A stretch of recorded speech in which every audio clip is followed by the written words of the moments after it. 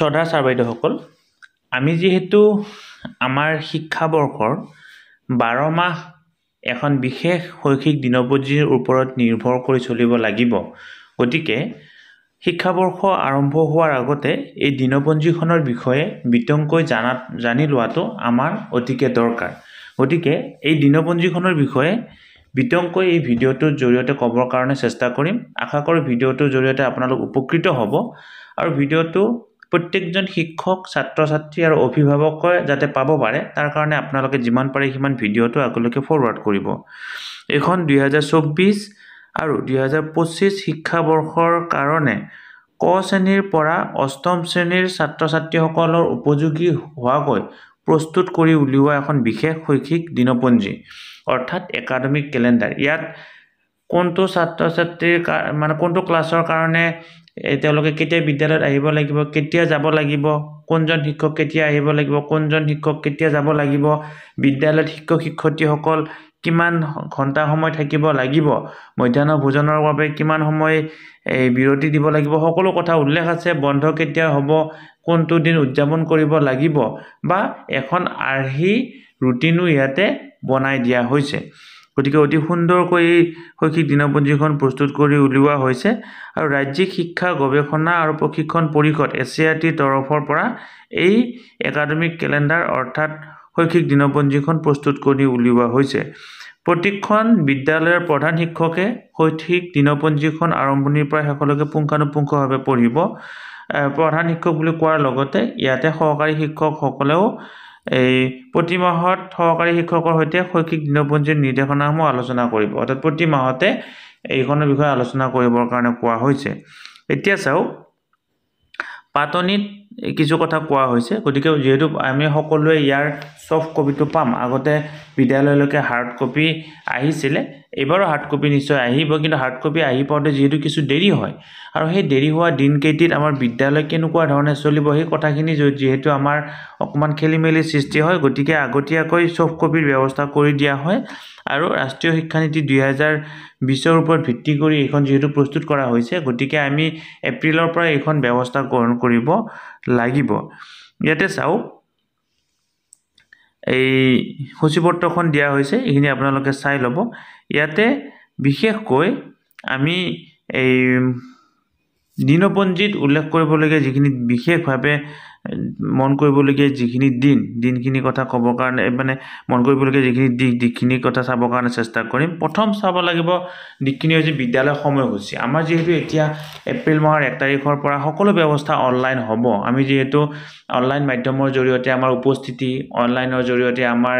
ছুটি বা PF পোষণ, যাক আমি MDM বুলি জানো, তাৰ ব্যৱস্থাও যিহেতু অনলাইনৰ জৰিয়তে হ'ব। গতিকে এই কথাখিনি আমি জানিব লাগিব। চাওক, আমাৰ বিদ্যালয়ত প্ৰথম শ্ৰেণীৰ পৰা পঞ্চম শ্ৰেণীলৈকে থকা ছাত্ৰ-ছাত্ৰীসকলে বা অষ্টম শ্ৰেণীলৈকে ছাত্ৰ-ছাত্ৰীসকলে আমি কিমান সময় থাকিব লাগিব বা শিক্ষক-শিক্ষয়িত্ৰীসকলে কিমান সময় থাকিব লাগিব। ইয়াত চাওক, প্ৰাক প্ৰাথমিক শ্ৰেণীৰ শিশুৰ বাবে নিৰ্ধাৰিত 4 ঘণ্টা সময় তলত দিয়াৰ ধৰণে ভাগ কৰা হৈছে। প্ৰাক প্ৰাথমিক শ্ৰেণীৰ যিসকল ছাত্ৰ-ছাত্ৰী থাকিব তেওঁলোকে 4 ঘণ্টা সময় বিদ্যালয়ত থাকিব লাগিব। প্ৰাক প্ৰাথমিক, এতিয়া প্ৰাক প্ৰাথমিক কি বুলি ক'লে এইখিনি আপোনালোকক ক'বলগীয়া নিশ্চয় নাই, আপোনালোকে এই কথাখিনি জানে। প্ৰাতঃসভাৰ বাবে 15 মিনিট, শৈক্ষিক বিষয়ৰ আদান প্ৰদানৰ বাবে 3 ঘণ্টা 15 মিনিট, বিৰতিৰ বাবে 30 মিনিট, অৰ্থাৎ তেওঁলোকে এইখিনি সময় বিদ্যালয়ত থাকিব লাগিব। অন্য শ্ৰেণীৰ ছাত্ৰ-ছাত্ৰীসকলে 6 ঘণ্টা 25 মিনিট, 9 বজাৰ পৰা 3 ঘণ্টা 25 বজালৈ বিদ্যালয়ত থাকিব লাগিব। এই সময়খিনি তলত দিয়া ধৰণে বিতৰণ কৰিব লাগিব। এতিয়া আমাৰ বহু বিদ্যালয়ত কি হয়, প্ৰাক প্ৰাথমিকৰ উপৰিও প্ৰাথমিকৰ আন যিকেইটা শ্ৰেণী থাকে সেই শ্ৰেণীকেইটাক 12 বজা বা 1:25 ছুটি দিয়া হয়, কিন্তু সেইটো আচলতে নহয়। ইয়াত উল্লেখ কৰা হৈছে যে কি প্ৰাক প্ৰাথমিক শ্ৰেণীৰ বাহিৰে বাকী সকলো শ্ৰেণীৰ ছাত্ৰ-ছাত্ৰী 3:25 বিদ্যালয়ত থাকিব লাগে। উল্লেখ কৰা হৈছে, চাওক, অন্য শ্ৰেণীৰ ছাত্ৰ-ছাত্ৰীসকলে 6 ঘণ্টা 25 মিনিট বিদ্যালয়ত থাকিব লাগিব। গতিকে এইটো উল্লেখ কৰা হৈছে। গতিকে ছাত্ৰ-ছাত্ৰী যিহেতু থাকিব লাগিব, শিক্ষক-শিক্ষয়িত্ৰী থাকিব লাগিব। তেওঁলোকৰ কাৰণে কেনেকুৱা ধৰণে বিতৰণ কৰা হৈছে চাওক, 15 মিনিট প্ৰাতঃসভা, শৈক্ষিক আদান প্ৰদানৰ কাৰণে 5 ঘণ্টা 25 মিনিট, অৰ্থাৎ যি তেওঁলোকৰ 6 ঘণ্টা 25 মিনিট থাকিব 6 ঘণ্টা 25 মিনিটৰ 5 ঘণ্টা 25 মিনিট শৈক্ষিক আদান প্ৰদানৰ কাৰণে থাকিব তেওঁলোকৰ কাৰণে জিৰণি এই দুবাৰ দিয়া হ'ব প্ৰথম হৈছে ইয়াৰ আগৰ একাডেমিক ক্যালেন্ডাৰখনটো আহিছে প্ৰথম বিৰতি হ'ব 10 মিনিট দুটা ক্লাছৰ পিছত তাৰ পিছৰ বিৰতি হ'ব 35 মিনিট 4 নম্বৰ ক্লাছৰ পিছত ইতিমধ্যে যিখন আমাৰ ইয়াৰ আগৰ যিখন একাডেমিক ক্যালেন্ডাৰ আপোনালোকৰ তাত আহিছিল হাৰ্ড কপি তাত এইটো কথা উল্লেখ আছে প্ৰথম দুটা ক্লাছৰ পিছত 10 মিনিটৰ কাৰণে বিৰতি থাকে তাৰ পিছৰ দুটা ক্লাছৰ পিছত মধ্যাহ্ন ভোজনৰ কাৰণে 35 মিনিটৰ কাৰণে বিৰতি থাকে অৰ্থাৎ আমাৰ যেটো জিৰণিৰ এই পিছৰ ক্লাছটো আৰম্ভ জিৰণি মানে বেলটো পৰিব গৈ আমাৰ 12:15 মিনিটত তাৰ পিছত 2024 শিক্ষাবৰ্ষৰ মুঠ কৰ্মদিন হৈছে 281 দিন আৰু মুঠ শ্ৰেণী দিন হৈছে 191 দিন শ্ৰেণী দিন হৈছে 191 আৰু মুঠ কৰ্মদিন হৈছে 281 দিন 281 দিন কৰ্মদিন আছে তাৰে 191 দিন শ্ৰেণী দিন জিলা কৰ্তৃপক্ষৰ ঘোষণা অনুযায়ী স্থানীয় বন্ধৰ দিন পালন কৰিব পাৰিব যদি বন্ধ থাকে ডিসি তৰফৰ পৰা দুদিন দিব পাৰে দিব পাৰিব ইয়াতে চাওক 3 নম্বৰ পইণ্টত উল্লেখ কৰা হৈছে কোনো বিশিষ্ট ব্যক্তি বিয়োগ হলে সেই দিনা শ্ৰেণী শেষ হোৱাৰ পিছত শোকসভা অনুষ্ঠিত কৰিব আমাৰ এটা প্ৰশ্ন থাকে শোকসভা কেতিয়া অনুষ্ঠিত কৰিব পাৰি শোকসভা এই শ্ৰেণী শেষ হোৱাৰ পিছতে অনুষ্ঠিত কৰিব পাৰি কোনো কাৰণতে যাতে জিলা কৰ্তৃপক্ষৰ অনুমতি নোলোৱাকৈ বিদ্যালয় বন্ধ বা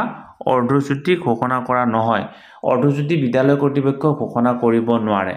অৰ্ধছুটি জিলা কৰ্তৃপক্ষৰ অনুমতি সাপেক্ষে ঘোষণা কৰিব পাৰে এই ইয়াতে উল্লেখ কৰা আছে চৰকাৰ নিৰ্দেশ অনুযায়ী সময়ে সময়ে সালসলনি ঘটিব পাৰে এই সালসলনিসমূহ যথাসময়ত জনোৱা হ'ব এনেকুৱা ধৰণে কোৱা হৈছে চাহ বাগানৰ ছাত্ৰ ছাত্ৰীৰ সুবিধা অনুসৰি নিম্ন প্ৰাথমিকৰ বাবে ৰাতিপুৱা 7:30 বজাৰ পৰা 12:15 বজালৈ আৰু উচ্চ প্ৰাথমিকৰ বাবে 7:30 বজাৰ পৰা 1 বজালৈ সময় নিৰ্ধাৰিত কৰা হৈছে মুঠ শ্ৰেণীৰ দিন একেৰাখি কৰ্তৃপক্ষৰ পূৰ্ব অনুমতি সাপেক্ষে বৰাক উপত্যকাত পূজাৰ বন্ধ 10 দিনলৈকে বঢ়াই গৰমৰ বন্ধত সমান সংখ্যক দিন কমাই ল'ব পাৰিব অৰ্থাৎ বৰাকত যেহেতু পূজাৰ মানে প্ৰভাৱটো বেছি গতিকে তাতে তেওঁলোকে পূজাৰ বন্ধ যি নিয়মিত আমাৰ 4 দিন বা 5 দিন থাকে তাৰ পৰা তেওঁলোকে 10 দিনলৈকে বঢ়াই ল'ব পাৰিব কিন্তু তেওঁলোকে কি কৰিব লাগিব হেতু গৰমৰ বন্ধত কমাই ল'ব লাগিব ঠিক তেনেকুৱা ধৰণে এটা কথা উল্লেখ কৰা যে বানপানীৰ ফলত বা অন্যান্য কাৰণত শ্ৰেণীৰ দিন ব্যাহত হলে বন্ধ দিন ৰবিবাৰ বা পৰৱৰ্তী কাৰ্যৰ দিনত পাঠদান কৰি ক্ষতিপূৰণ কৰিব লাগিব এইখিনি এনেকুৱা ধৰণে গোটেই কথাখিনি পঢ়ি থাকিলে ভিডিঅটো বহুত দীঘল হ'ব ইয়াত যথেষ্ট কথাখিনি উল্লেখ কৰা আছে আপোনালোকে পঢ়ি ল'ব এইখিনি কথা উল্লেখ কৰা আছে তাৰ পিছত চাওক মাহ ভিত্তিক শৈক্ষিক দিনপঞ্জী ইয়াতে এইখিনিত কিন্তু এটা পৰিৱৰ্তন কৰা হৈছে ইয়াৰ আগৰ যিখন একাডেমিক ক্যালেন্ডাৰ আছিল এই প্ৰতিটো মাহতে কালাৰফুল আছিল কিন্তু এইখন মোৰ ডাউনলোড কৰাৰ ক্ষেত্ৰত ভুল হৈছে নে আপোনালোকৰ এই প্ৰকৃততে এনেকুৱা ধৰণে কৰিছে ক'ব নোৱাৰো এইখন কিন্তু ইয়াতে কালাৰফুল নাই ইয়াৰ আগতে কিন্তু কালাৰফুল আছিল ইয়াতে আপোনালোকে বন্ধৰ কথাখিনি পাব আৰু এই তেনেকুৱা ধৰণে আপোনালোকে প্ৰতিটো মাহত কি কৰিব লাগিব কি কৰিব নালাগিব এই কথাখিনি ইয়াতে পাব আৰু তাৰ পিছত চাওক শ্ৰেণী অনুযায়ী পাঠ বিতৰণ বুলি এটা কথা আছে প্ৰথম শ্ৰেণী ক শ্ৰেণীৰ পৰা পঞ্চম শ্ৰেণীলৈ আৰু ষষ্ঠ শ্ৰেণীৰ পৰা অষ্টম শ্ৰেণীলৈ কেনেকুৱা ধৰণে পঢ়াব লাগিব অৰ্থাৎ এপ্ৰিল মাহটোৰ কথা কম প্ৰতিটো মাহৰ কথা নকওঁ কোনটো মাহত কি পঢ়াব লাগিব তাৰ পিছত তেওঁলোকে কি পঢ়া কোনটো পাঠ পঢ়াব লাগিব সকলোখিনি কথা ইয়াতে উল্লেখ আছে তেনেকুৱা ধৰণে আপোনালোকে এনেকুৱা এই মাহটো পঢ়োৱাৰ আগতে মানে মাহটো আৰম্ভ হোৱাৰ আগত বা শ্ৰেণী আৰম্ভ হোৱাৰ আগত এটো আপোনালোকে এনেকুৱা ধৰণে চাই ল'ব আৰু একেবাৰে শেষত যেতিয়া আপোনালোকে যাব এই